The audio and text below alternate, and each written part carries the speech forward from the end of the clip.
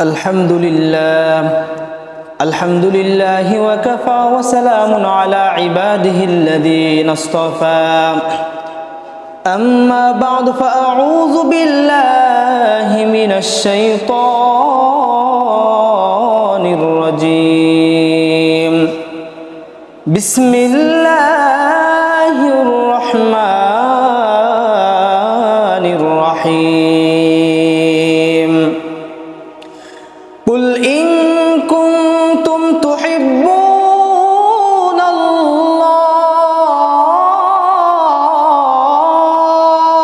الله فاتبعوني يحببكم الله ويغفر لكم ذنوبكم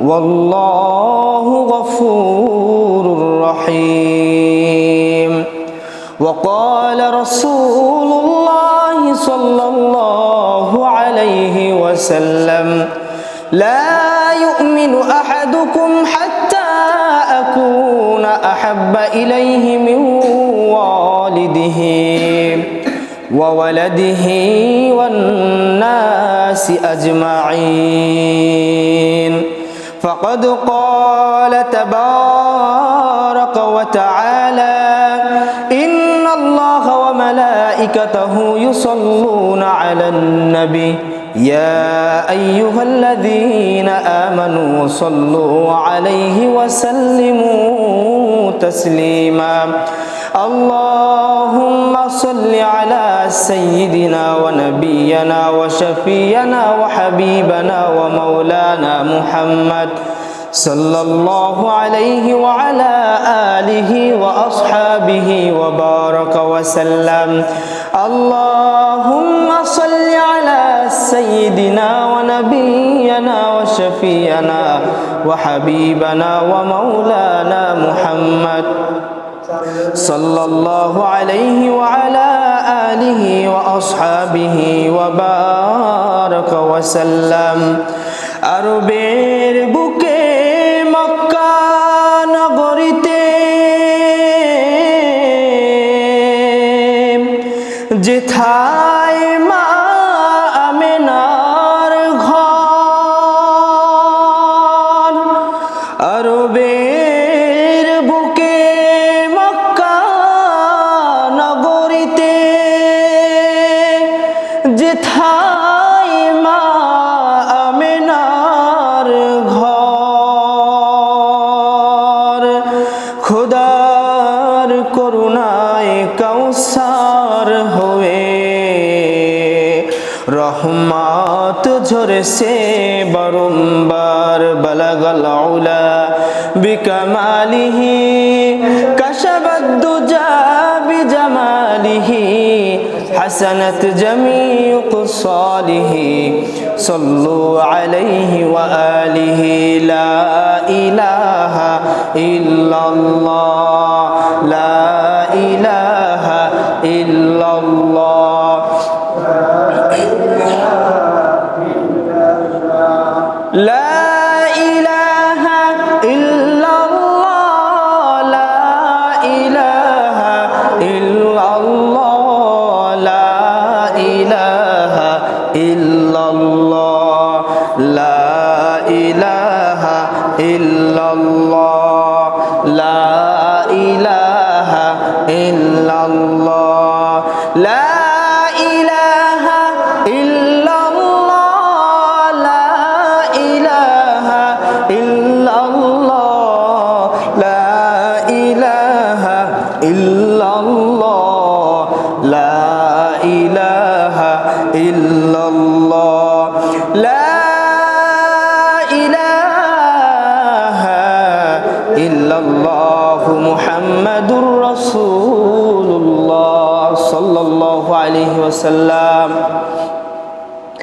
আলহামদুলিল্লাহ মহান রব্বুল আলামিনের দরবারে হাজার লাখ কোটি শুকরিয়া যে মহান রব্বুল আলামিন আমাদেরকে সকল ফিতনা ফাসাদ থেকে যাচাই বাছাই করিয়া মহান রব্বুল আলামিন আজ এই পবিত্র একটা দিনে তার পবিত্র ঘরে আসা এবং বসার মতো তৌফিক দান করেছেন এই জন্য মহান রবের কাছে শুকরিয়া জ্ঞাপন করি, আলহামদুলিল্লাহ।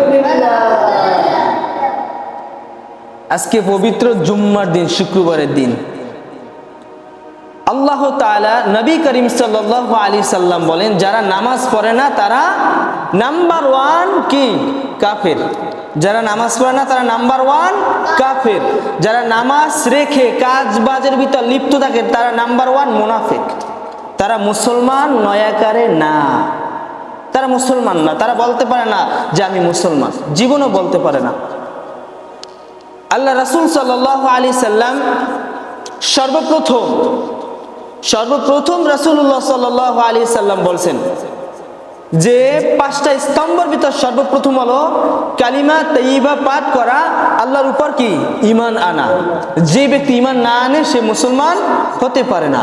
দ্বিতীয়ত হলো সালাত কায়েম করা, যে নামাজ না পড়ে সে মুসলমান হতে পারে নয়াকারে না। মানুষের মাথার ভিতরে এতটুকু বিবেক নাই যে আমি কাজের মধ্যে আছি, আমি কাজ করতে আছি, আমি সালাত আদায় করতে যাইতে আছি না, আমি যদি এমন তো অবস্থা আমি মারা যাই, আমার স্থানটা কোথায় হবে? কোথায় হবে ভাই? জাহান্নাম ছাড়া কোনো উপায় নাই। মসজিদে আজান হয়েছে, সালাতের জন্য মহান রব্বুল আলামিন ডাক দিতে আছে, বান্দা মসজিদে আসো, সালাত আদায় করতে আসো। আল্লাহ তাআলা এত সুন্দরভাবে ডাক দিতে আছে আর তুমি কাজ করতে আসো। নবী করিম সাল্লাল্লাহু আলাইহি সাল্লাম বলেন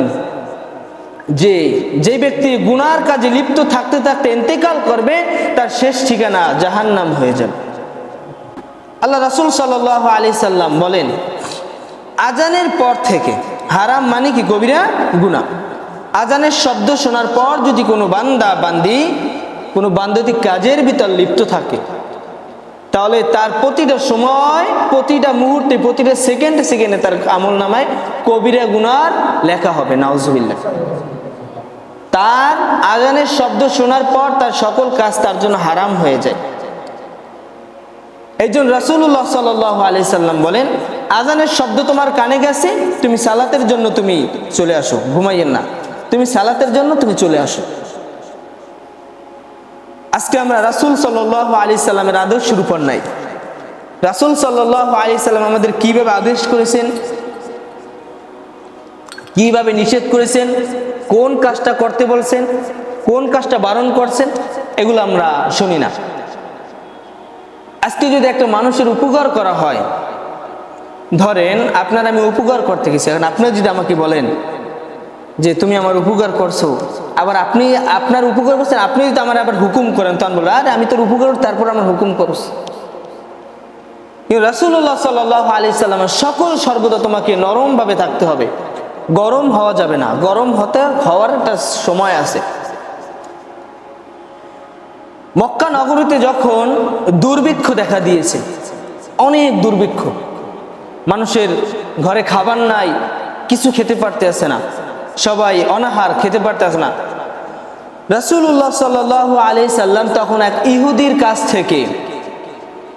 কাছ থেকে রাসূলুল্লাহ সাল্লাল্লাহু আলাইহি সাল্লাম বলল, ভাই আমাকে 200 দিরহাম ধার দাও। কত ভাই? 200 দিরহাম ধার দাও। তখন ওই কাফের বলতে আছে, আপনার ইহুদি বলতে আছে, হ্যাঁ মুহাম্মদ, তুমি 200 দিরহাম না, তুমি যদি 10 দিরহামও চাও আমি তোমাকে দেব। সুবহানাল্লাহ, তুমি যদি 10 দিরহামও চাও তারপর তোমার আমি দেব। কিন্তু ইহুদি হলো এমন একটা জাত যাদের মনের ভিতরে খালি শয়তানি বুদ্ধি, শুধু শয়তানি বুদ্ধি। আল্লাহ রাসূল সাল্লাল্লাহু আলাইহি সাল্লাম যখন ইহুদির কাছে বলতেছে, ও ভাই আমাকে তুমি 200 দিরহাম তুমি আমাকে ধার দাও, আমি তোমাকে এই দিন থেকে সামনের 30 দিনের ভিতর তোমার 200 দিরহাম আমি দিয়ে দেব, 30 দিন পর, 1 মাস পর তোমার 200 দিরহাম আমি তোমাকে দিয়ে দেব। রাসূলুল্লাহ সাল্লাল্লাহু আলাইহি সাল্লাম যখন ওই ইহুদিকে বলে, ও ভাই আমাকে 200 দিরহাম দাও, তোমাকে 1 মাস পর তোমার 200 দিরহাম তোমাকে দিয়ে দেব, ওই ইহুদি বলতেছে আচ্ছা ঠিক আছে তুমি নিয়ে যাও। যখন নিয়ে যাওয়া হলো, পরের দিন 2 দিন যাওয়ার পর 3 দিনের দিন হঠাৎ করে একটা লোক মারা গেল, সাহাবী মারা যাওয়ার পর রাসূলুল্লাহ সাল্লাল্লাহু আলাইহি সাল্লাম ওই সাহাবীকে যখন ওই সাহাবীর জানাজায় অংশগ্রহণ করলো, যখন সাহাবীর জানাজা করার পর রাসূলুল্লাহ সাল্লাল্লাহু আলাইহি সাল্লাম যখন ফিরলো, হঠাৎ করে ওই আবার ইহুদি দাঁড়াই গেছে, মুহাম্মদ তুমি আমার কাছ থেকে 200 দিরহাম নিছিলা, ধার নিছিলা, এখন আমাকে তুমি আমার 200 দিরহাম তাড়াতাড়ি দিয়ে দাও, আমাকে তাড়াতাড়ি আমার 200 দিরহাম দিয়ে দাও। রাসূলুল্লাহ সাল্লাল্লাহু আলাইহি সাল্লাম বলেন, ভাই আপনি তো, তোমাকে তো আমি বলছিলাম আমি 1 মাস পর তোমাকে দিব, আজকে হবে 2 দিন, আর থাকে কয়দিন? 28 দিন। আজকে হবে 2 দিন হয়েছে, আর থাকে 28 দিন, তুমি এত তাড়াতাড়ি চাও, আমি এখন কোথায় পাবো? আল্লাহ রাসূল সাল্লাল্লাহু আলাইহি সাল্লাম যখন ওই জানাজায় অংশগ্রহণ করলো, ওই জানাজার ভিতর কাকে কাকে নিয়ে গেল? বড় বড় সাহাবীদেরকে নিয়ে গেল, আবু বকরের মতো সাহাবী, ওমরের মতো সাহাবী। যখন জানাজা থেকে যখন ফিরলো, তখন এই কথা বললো, ওমর রাদিয়াল্লাহু তাআলা আনহু দূরে বসে তাকাইয়ে দেখতে আছে।